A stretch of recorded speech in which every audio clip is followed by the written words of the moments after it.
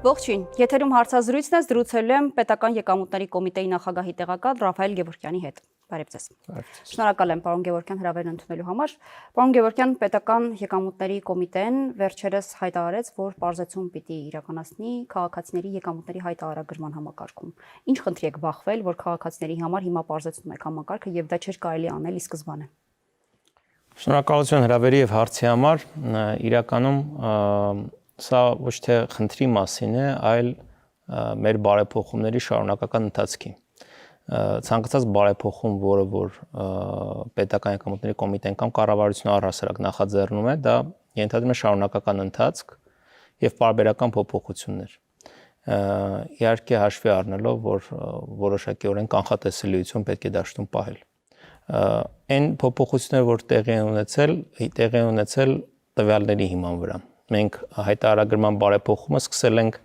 դեռ նախորդ տարվանից ներդրուման փուլը եւ առաջի տարվա արդյունքներով, ինչպես նաեւ այս տարվա առաջին 9 ամիսների արդյունքները վերլուծելով եկանք այն եզրահանգման, որ հայտարարագիր ներկայացնողների մեծամասնությունը ըստ էության մոտ 60%-ը որևէ նոր տեղեկատվություն չի հայտնում Պետական եկամուտների կոմիտեին եւ տրամաբանական չէր այդ բոլոր մարդկանց, ովքեր ըստ էության մտել են համակարգ, նույնականացել են, ստորագրություն են դրել մի փաստաթղթի տակ, որտեղ որևէ նոր բան չեն հայտնել, ստիպել ամեն տարի այդ նույն գործընթացը կատարել եւ միտք ծագեց, որ հավանաբար հնարավոր է համակարգը դարձնել ավելի հարմարավետ, առնվազն այն մարդկանց համար, ով որևէ նոր բան չունի Պետական եկամուտների կոմիտեին հայտնելու։ Այդ բոլոր մարդկանց համար ըստ էության իրենք կարող են օգտվել այն ժամանակահատվածից, որ ունեն մինչև վերջնաժամկետի մոտենալ, որպեսզի համոզվեն, արդյոք իրանք նոր եկամուտներ կամ այլ տեղեկատվություն ունեն Պետական եկամուտների կոմիտեին հայտնելու թե ոչ, ու եթե համոզված են, որ այլ բան չունեն, քան այն, ինչ Պետական եկամուտների կոմիտեն արդեն իսկ տիրապետում է, ըստ էության իրենց համար վերջնաժամկետին հաջորդող օրվա ընթացքում հայտարարագիր ինքնաշխատ կերպով կգեներացվի համակարգի կողմից եւ կհամարվի ընդունված։ Բայց չէ՞ որ այդ քաղաքացիների թիվը 800,000-ից ավելի է, որ ՊԿ տիրապետում է նրանց ֆինանսական հոսքերին գոնե թե աշխատավարձերի մասով։ Այո, եւ այն հոսքերի մասով։ Բայց փաստացի մենք չունենք այդքան քաղաքացի, ով իր եկամուտների հայտարարագիրը ներկայացրել է։ Տեսեք, եկամուտների հայտարարագրի ռեֆորմը այն բանի մասին չէ, որ այն տեղեկատվությունը, որը մենք ունենք, եւս մեկ անգամ ստանանք։ Այդ տեղեկատվությունը մենք արդեն իսկ ունենք եւ ցանկացած քաղաքացի, ով որ մուտք է գործել համակարգ, վստահ եմ տեսել է, որ այդ ամբողջ տեղեկատվությունը ինքնաշխատ այսպես թե այնպես լրացվում է։ Բայց դա արդեն պարզեցումներից հետո տեղի ունեցած գործընթացի մասն է։ Դա միշտ այդպես եղել, ոչ։ Անցած տարի էլ այդպես եղել, այս տարի էլ այդպես եղել։ Այսինքն ցանկացած քաղաքացի, որ անցած տարի կամ այս տարի ցանկացած պահի համակարգ է մուտք գործել, բացել է իր հայտարարագիրը, իր գործատուի կողմից օրինակ վճարված եկամուտը եւ համապատասխան հարկերը արտացոլված է եղել ինքնաշխատ կերպով։ Այսինքն այն տեղեկատվությունը, որ Պետական եկամուտների կոմիտեն այսպես թե այնպես տիրապետում է, միշտ էլ ինքնաշխատ կերպով նախալրացվել է։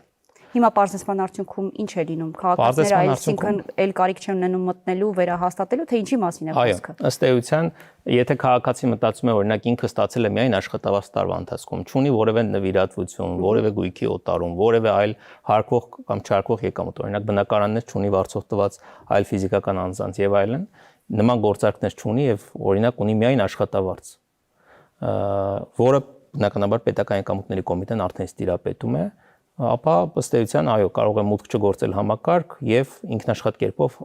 համակարգը հայտարարագիրը կգեներացնի վերջնաժամկետին հաջորդող օրը եւ Պետական եկամուտների կոմիտեն կհամարի հանձնած։ Սա նաեւ ինչ առումով է կարեւոր այս փոփոխությունը, մենք նախորդ հարցազրույցների ժամանակ եւս երբ որ խոսում ենք, ես ինքս բազմիցս նշել եմ, որ սա հավելյալ մարդկանց պատժելու, տուգանելու կամ ինչ որ ձևով նոր հարկեր գոյացնելու գործիք չէ։ Սա կամավոր կարգապահության գործիք է եւ կամավորության սկզբունքով այն մարդիկ, ովքեր որ ցանկանում են կամ ունեն այլ եկամուտ կամ այլ տեղեկատվություն Պետական եկամուտների կոմիտեին հայտնելու, կարող են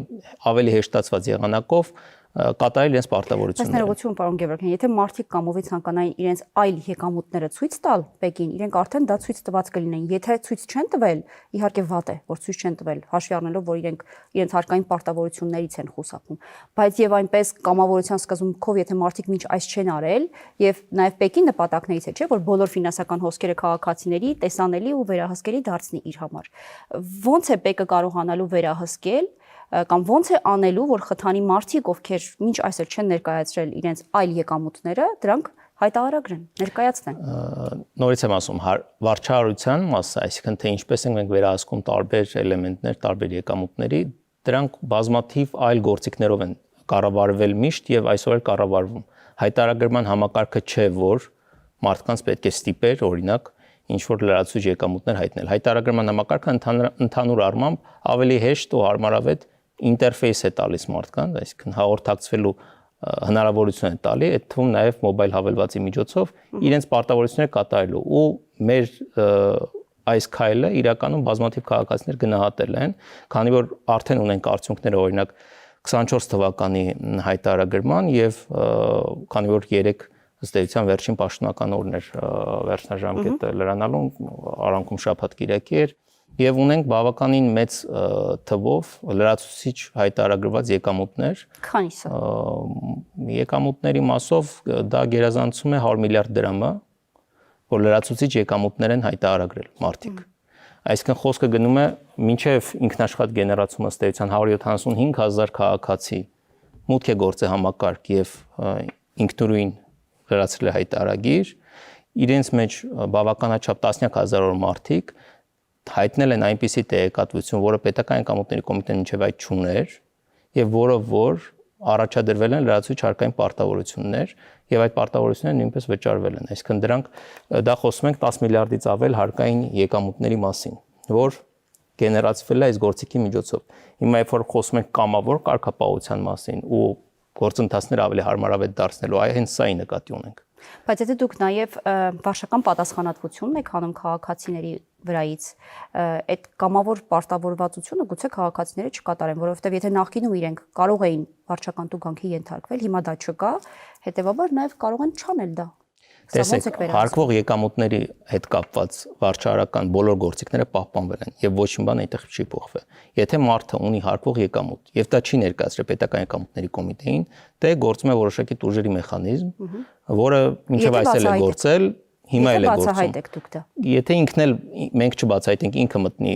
վերջնաժամկետից ավելի ուշ հայտարարագրի, եւս գործելու են տուժեր։ Այսինքն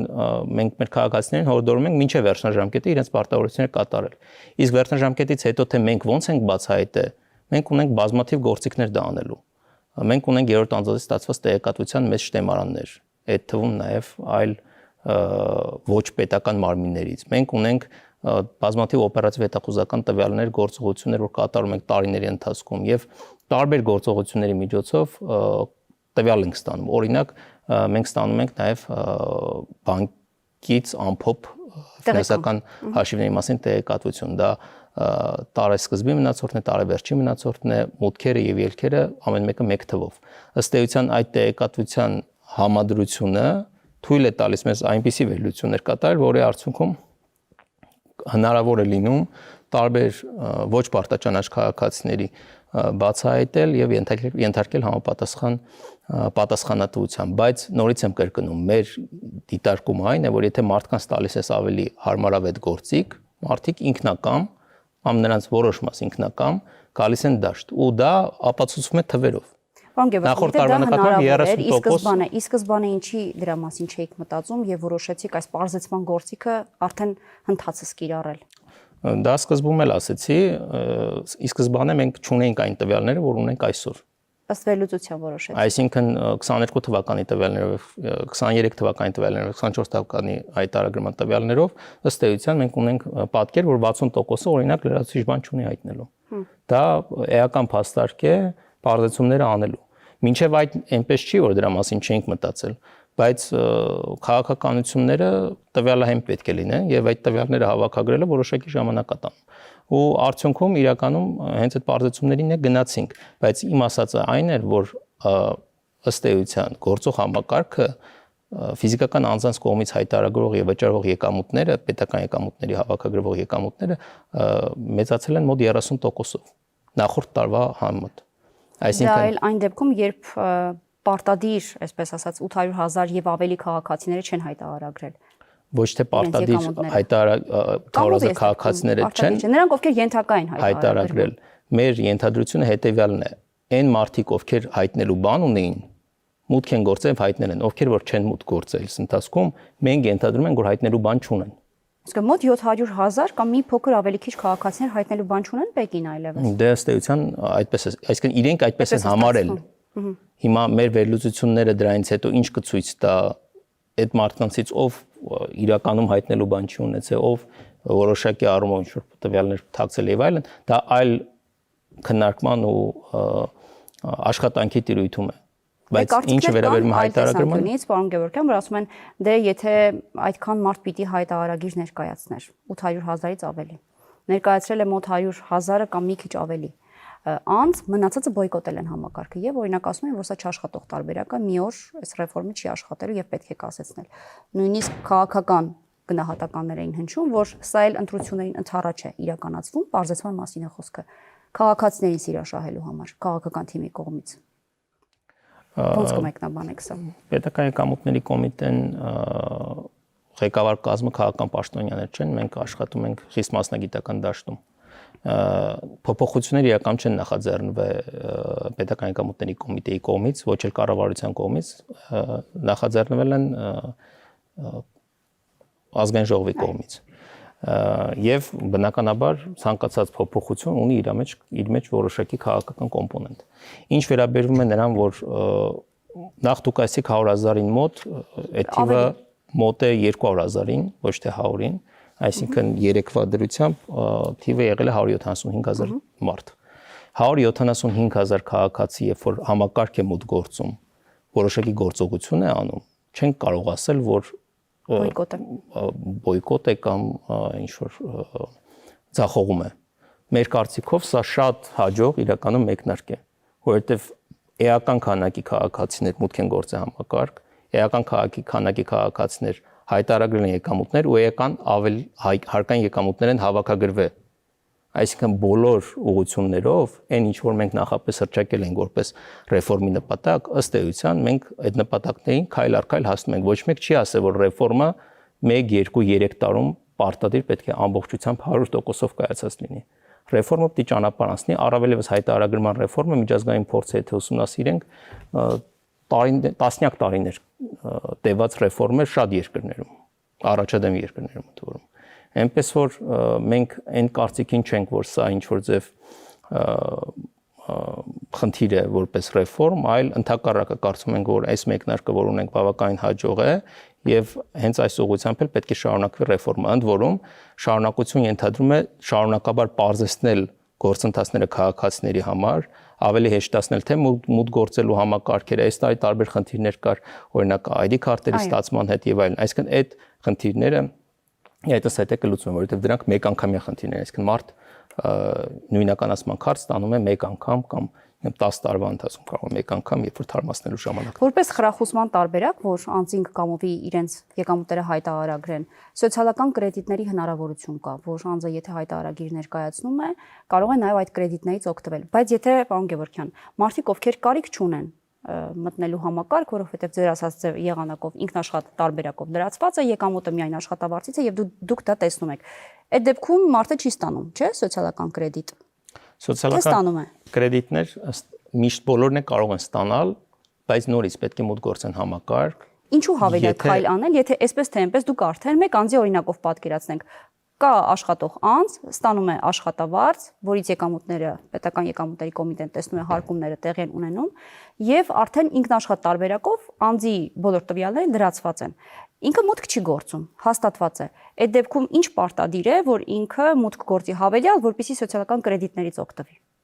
Առնվազն սոցիալական կրեդիտից օգտվելու համար պետք է մուտք գործել, տեսնել, որ այդ